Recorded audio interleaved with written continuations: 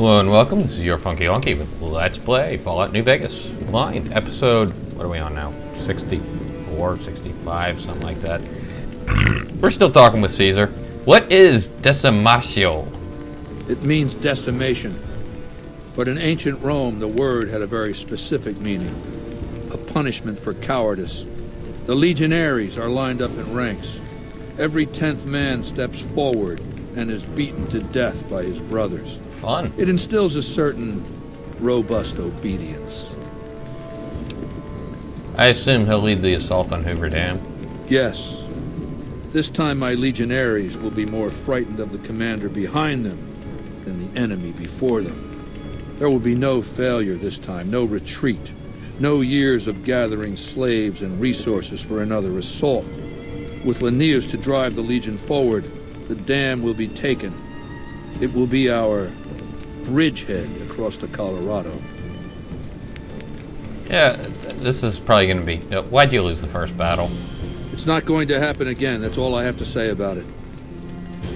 Commander of the first battle called the Burned Man? And I've heard it's a bad idea to tempt the wrath of Caesar. Change the subject. That's enough. Something else. What? As if it's not obvious. We already know about Benny. What do you think of the NCR? Actually, you know what? No, I don't think we did. Benny. I'll hand it to that piece of shit. He was determined. He used some kind of old-world stealth device to get across the river in a Legion boat.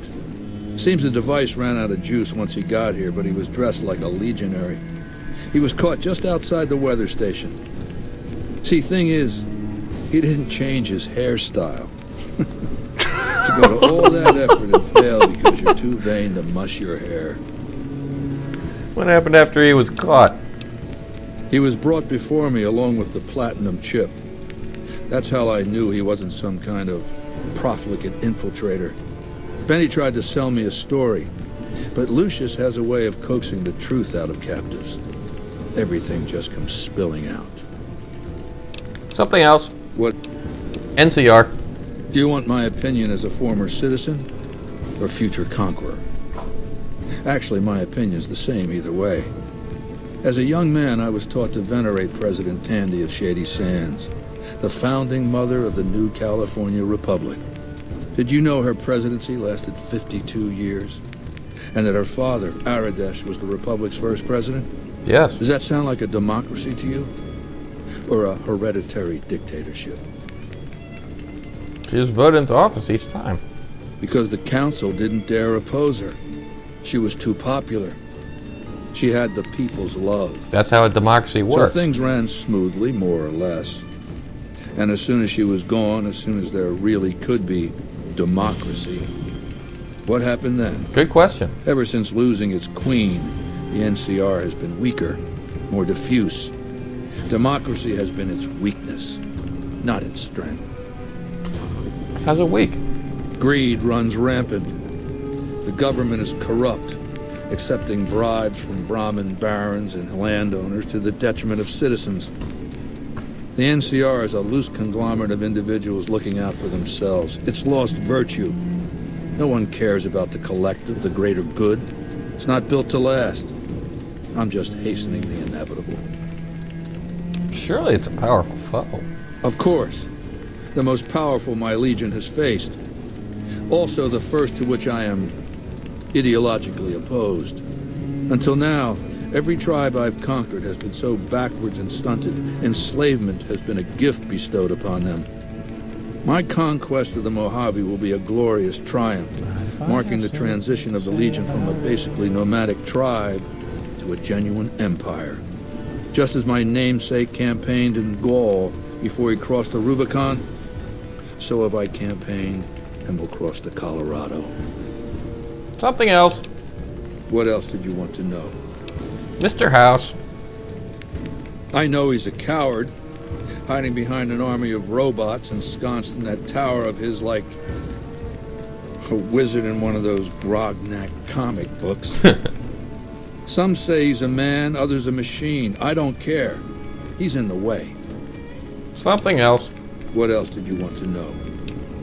What role will regional powers play in the conflict? I've analyzed the region's tribe to determine how they might be useful. I may tell you more at a later time, if it suits me. Damn! That could have been useful. Something else. What else did you want to know? How did you rise to power? Ironically, I was born a profligate myself, a citizen of the NCR. My family lived not far from the Great Boneyard. After raiders killed my father, my mother sought the followers' protection. I was 2 years old. She found work at their library, cooking and cleaning. I learned how to read and followers of the master, courses, yeah. Free of charge. You were a follower of the Apocalypse. What was the Fallout 1? I haven't played Fallout 1 in so long. I can't remember the cult, the ones who followed the master. I can't remember what they were called. You're a follower of the Apocalypse? Oh yes, raised in that tradition. And the teaching stuck. I was taught it was my responsibility to bring the torch of knowledge to the waste. I may have taken the torch part more literally than they intended. Ba-dum-ching! What changed you from a follower to a dictator? When I was 20, the followers sent me east to Grand Canyon. It was my first expedition. Just me and a physician named Calhoun. As an anthropologist and linguist, my assignment was to learn the dialects of the Grand Canyon tribes. What a fucking waste of time. Why would that be a waste of time? If you think it's worthwhile to make smart people learn how to talk like backward savages, you're a follower of the Apocalypse. Or an idiot. Anyway, we met up with a Mormon missionary who already knew a bunch of dialects. Joshua They're still Mormons? He was supposed to teach me.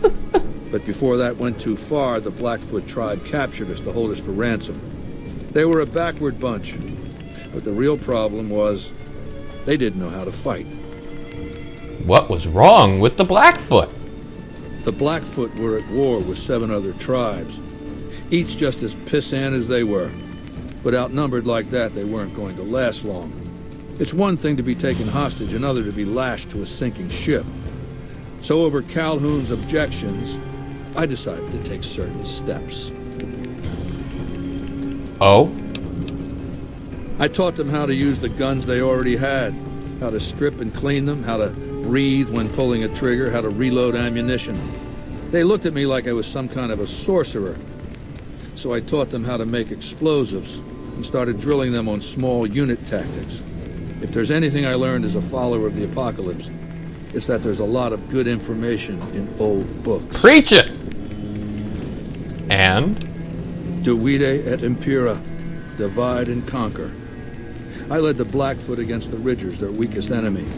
When they refused to surrender, I ordered every man, woman, and child killed. When next we surrounded the Kaibabs, and they likewise refused, I took one of their envoys to the Ridgers' village and showed him the corpse piles. This was new for the tribes, you see. They played at war, raiding each other, a little rape and pillage here, a little ransoming there. I showed them total warfare. Like I said, there's a lot you can learn from old books. And? Kaibabs joined me, and the Fredonians after that. All the pissant tribes with names that should be forgotten. I knew from the start I'd need to eradicate this plague of tribal identities, replacing them with a monolithic culture, a uniform identity. So that's what I did, once my confederation of tribes was large enough. I crowned myself Caesar and created a single great tribe, my legion. I sent Calhoun, the follower captured with me, back west with a message that I should not be interfered with. Joshua Graham, the Mormon interpreter, stayed with me and served as my first legatus. And so all you've done is conquer tribes? That's right. Decades of warfare, absorbing lesser tribes, gathering power, forging the dross into a vast, razor-sharp scythe. My legion's expansion has never ceased. Much of the Utah and Colorado and all of Arizona and New Mexico are mine. We have cities of our own, but nothing compared to Vegas. Finally, my legion will have its Rome. Something else. What else did you want to know? Why is it so strange? This is probably not the best question to ask. I used Imperial Rome as the model for my Legion precisely because it was so foreign, so alien. I'd seen what had become of the NCR's attempts to emulate the culture of pre-war America, the infighting, the corruption. Rome was a highly militarized autocracy that effectively integrated the foreign cultures it conquered. It dedicated its citizens to something higher than themselves, to the idea of Rome itself. In Rome, I found a template for a society equal to the challenges of the post-apocalyptic world, a society that could and would survive, a society that could prevent mankind from fracturing and destroying itself in this new world by establishing a new Pax Romana. Huh? It means a nationalist, imperialist, totalitarian, homogenous culture that obliterates the identity of every group it conquers. Long-term stability at all costs. The individual has no value beyond his utility to the state, whether as an instrument of war or production. So, really? This is a... You'll destroy the NCR because you hate its inefficiencies? No. I'll destroy it because it's inevitable that it be destroyed. It's Hegelian dialectics, not personal animosity. Huh? How do I put this basically enough? It's a philosophical theory, the kind you might encounter if you took time to read some books. The fundamental premise is to envision history as a sequence of dialectical conflicts. Each dialectic begins with a proposition, a thesis, which inherently contains or creates its opposite, an antithesis. Thesis and antithesis. The conflict is inevitable, but the resolution of the conflict yields something new, a synthesis, eliminating the flaws in each, leaving behind common elements and ideas. So what's dialectic about you and the NCR? The bombs wiped the slate clean. Human civilization descended to a level of ignorance that effectively set our cultural progress back to zero.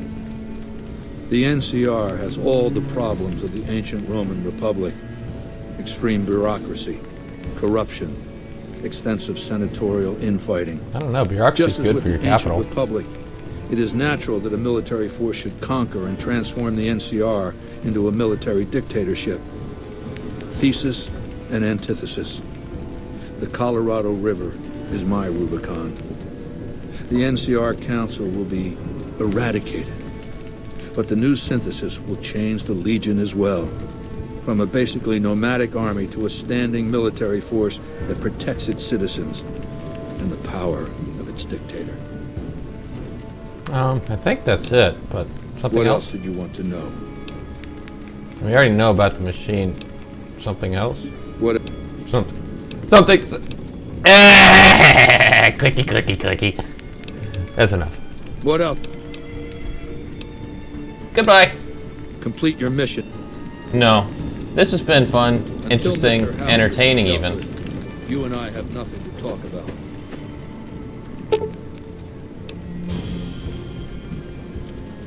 Diagnostic scanning unit. Hi, Lucius. It is a great honor for anyone outside the Legion to get an audience with Kaiser. Mm-hmm. What do you need me to do? We recently obtained an artillery weapon, but we don't have the part or the skill to fix it. Yeah, where'd you get that anyway? The trader Dale Barton salvaged it from a military base in Arizona. Yuma, I believe. Well, obviously, I mean, I know what they need the artillery for. I'll see what I can do. The tribe calling themselves the Boomers is obsessed with such weapons, I've been told. You could probably find a spare firing mechanism there.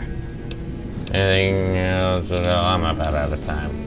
Notice you don't carry a gun. It's a tradition in the Praetorians to specialize in unarmed combat, because weapons can break or jam when needed most. However, our unarmed techniques favor offense over defense. We can charge the enemy and flatten him with our first strike before he can react. Bye-bye. Wale. Vale. This has been your Funky Yonky with Let's Play Fallout New Vegas Blind. Stay tuned for episode 60-something. And I hope that you will see me when this loading screen is done. Yeah, hope you see me next time.